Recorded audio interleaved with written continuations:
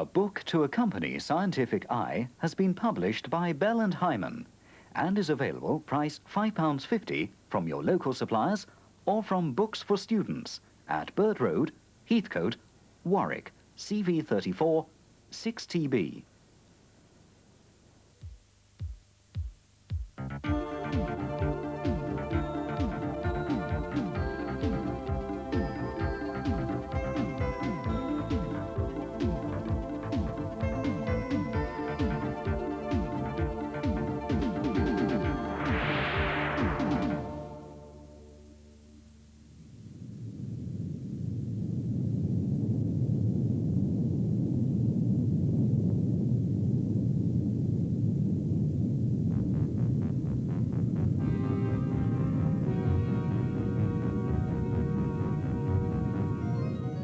Volcano.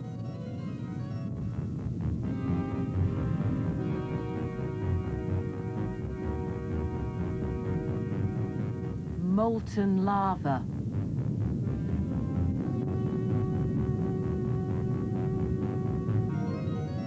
Hot enough to set fire to anything in its path.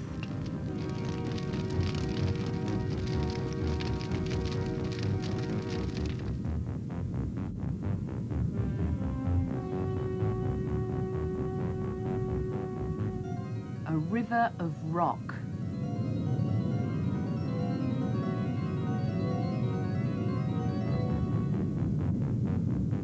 What do you think is the hottest thing on Earth?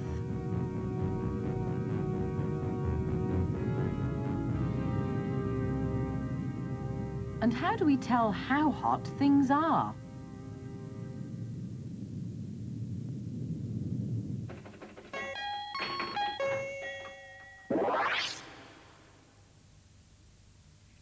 Ice melts at a temperature of exactly 0 degrees Celsius.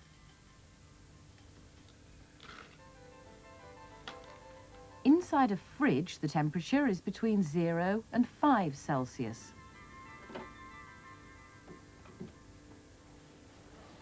A healthy person has a mouth temperature about 37 Celsius.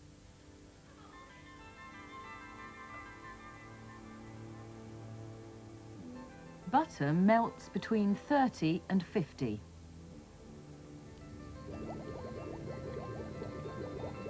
Pure water boils at exactly 100 degrees Celsius.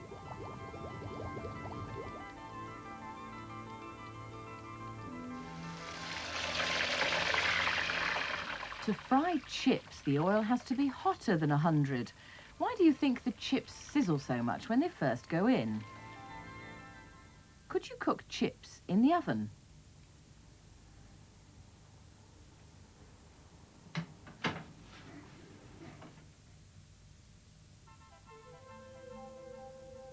When you switch it on, a light bulb filament heats up to over 2000 Celsius. If we make the picture darker, you can see the white-hot filament in the middle. But bright as it is, the sun outside is brighter still.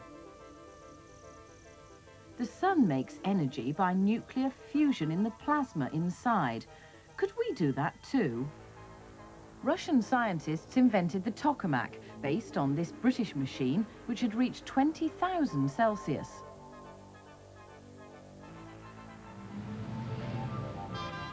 Some plasmas are easy to make, like the ones that give the colour to these signs. But to have a chance of getting them hot enough for nuclear fusion needs a lot of money and effort.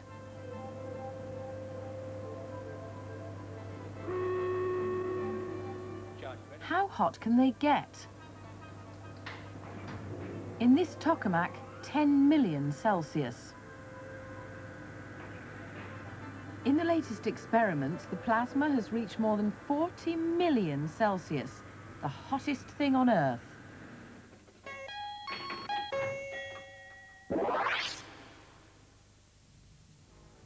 How do we measure temperature? When you've got a complicated object, it can be useful to have a thermocamera. But what does this picture mean? This optical pyrometer can be used to measure the temperature of anything hot enough to glow, like a furnace. Inside the machine is a V-shaped filament. When it glows the same colour and brightness as the furnace behind, they're both at the same temperature. So the furnace is at 1260 Celsius.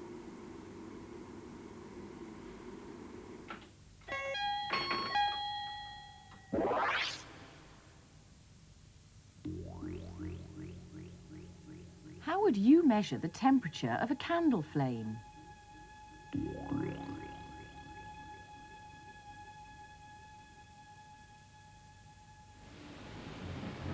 What about the furnace in a power station? Why couldn't you stick a thermometer in?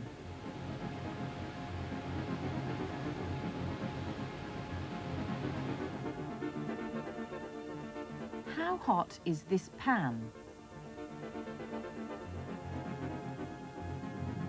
And how would you measure the temperature of a river of rock?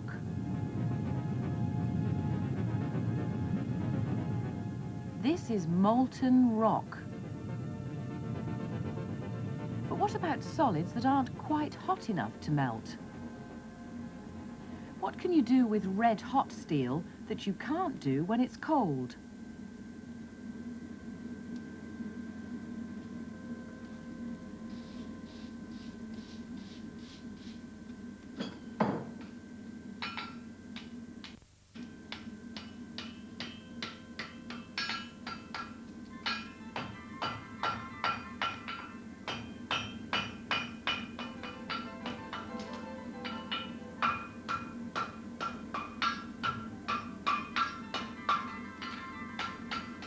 At about 1000 Celsius, even solid steel is soft enough to push into shape.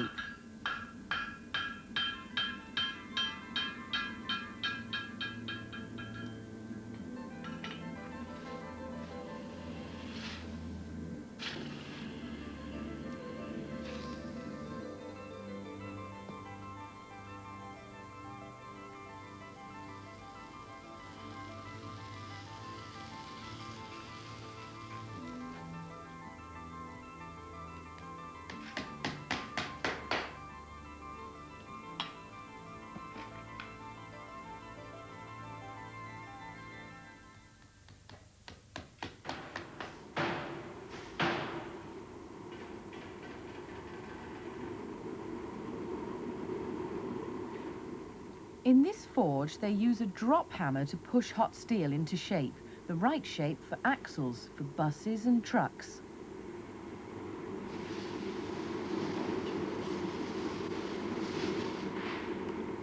And as long as it's hot enough, there's no problem in trimming off an inch of solid steel at the edges. It's as easy as cutting your fingernails.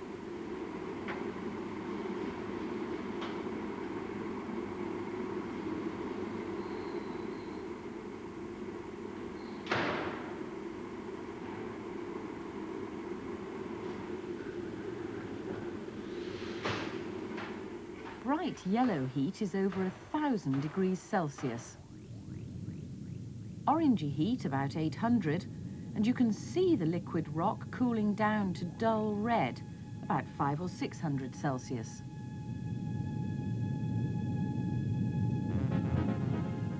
What temperature do you think this rock is when it goes up and when it comes down?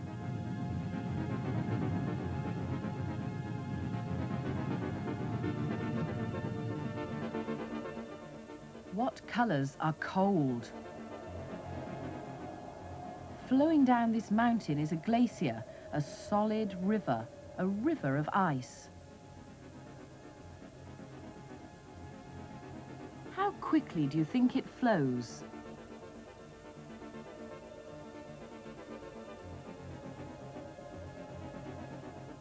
Sometimes in cold weather you get icicles. How do you think they're formed?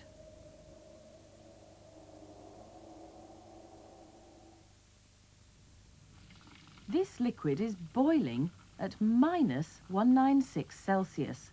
It's liquid nitrogen. This ice cube is at -5 Celsius. For liquid nitrogen, that's very hot indeed. So the liquid nitrogen boils furiously, like water on a hot plate.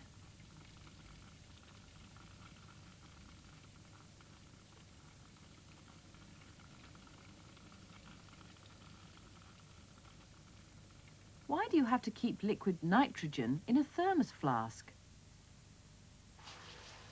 Why does it boil when you stick something in it? And what will it do to the flour?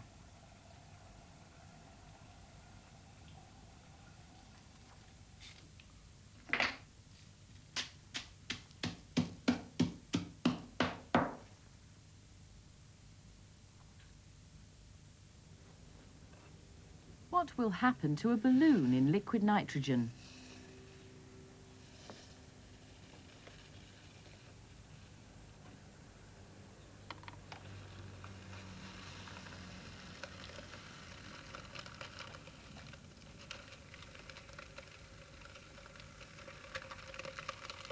And what do you expect when you take it out again?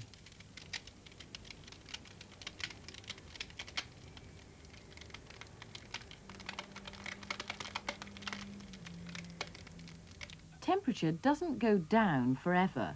There's a lower limit at -273 Celsius. It's called absolute zero. When you get near absolute zero, funny things start happening. Lower a magnet into a lead dish and it just sits on the bottom. But close to absolute zero, the magnet won't settle. It just floats there.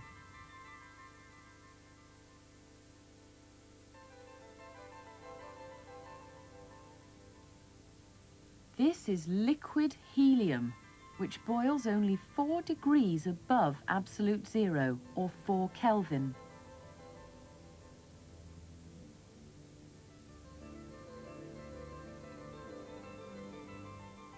At exactly 2.19 Kelvin, the helium suddenly becomes superfluid, so runny that it flows straight through the solid white plug.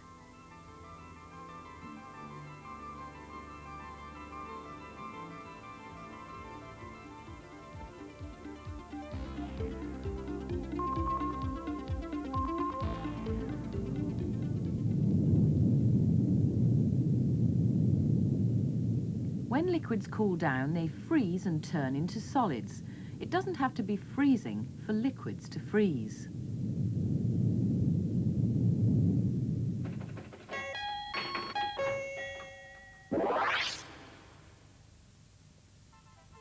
How do liquids freeze?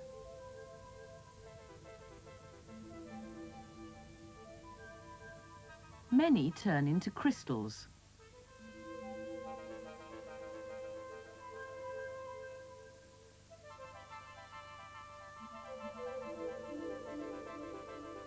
These are crystals of one pure substance.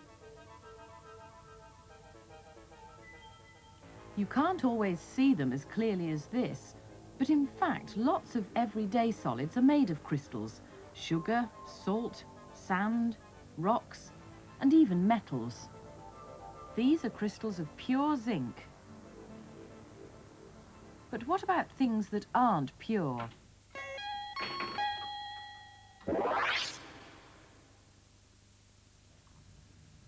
Butter's a mixture, not one pure substance, and butter doesn't freeze into crystals.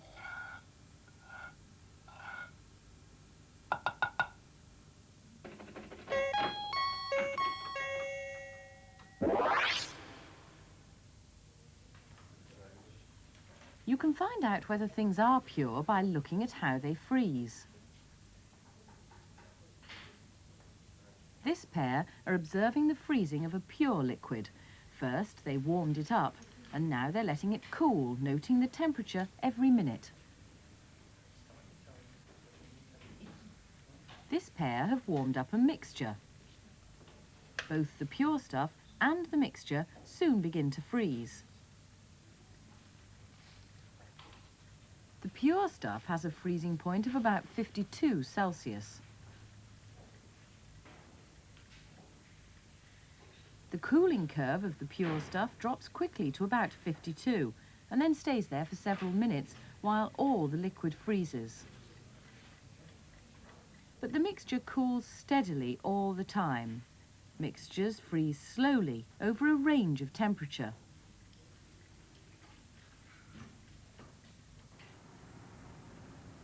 This is a bullseye window. How do you think it's made?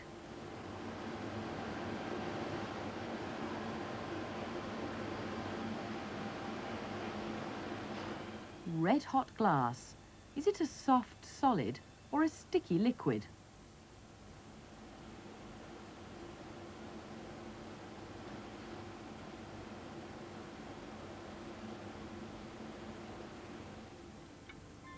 Glass isn't one substance. It's made from a mixture of ingredients, in this case sand, soda and limestone.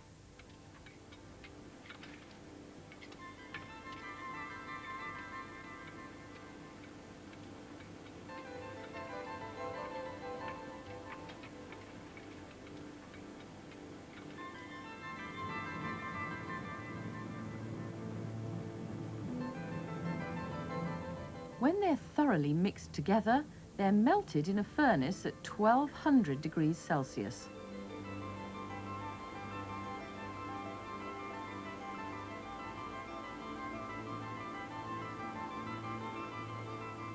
As it cools down, the liquid glass begins to harden.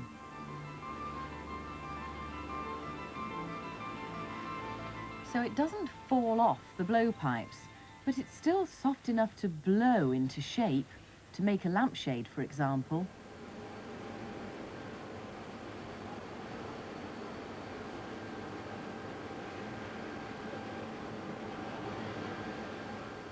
Why do you think they use wooden moulds to shape the glass? Why do they keep them wet? And why do they keep twisting the pipe?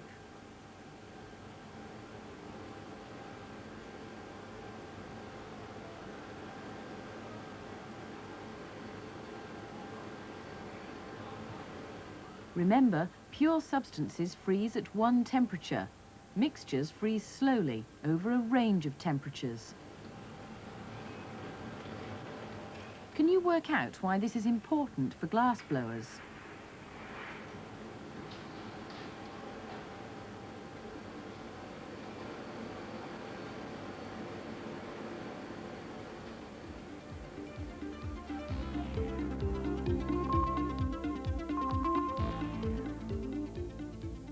Hail comes hammering down in hard lumps, but snowflakes float down gently. Why are they different? They're both made of ice crystals. Have a close look at a snowflake. It's one big, beautiful crystal. Big crystals take time to grow, and snowflakes are formed by slow freezing in the sky. But now look at this big hailstone, formed in layers where rain has frozen on the outside. Lots of air bubbles and little crystals because hailstones freeze fast. Slow freezing gives big crystals. Quick freezing makes tiny crystals. What might that tell you about different rocks?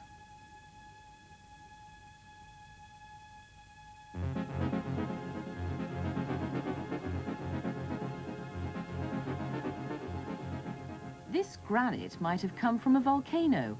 So might this pumice stone. Which do you think froze more quickly?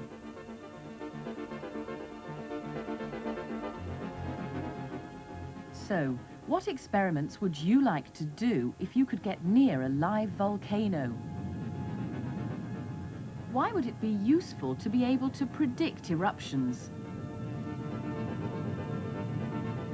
And what could we learn about the inside of the Earth by studying a river of rock?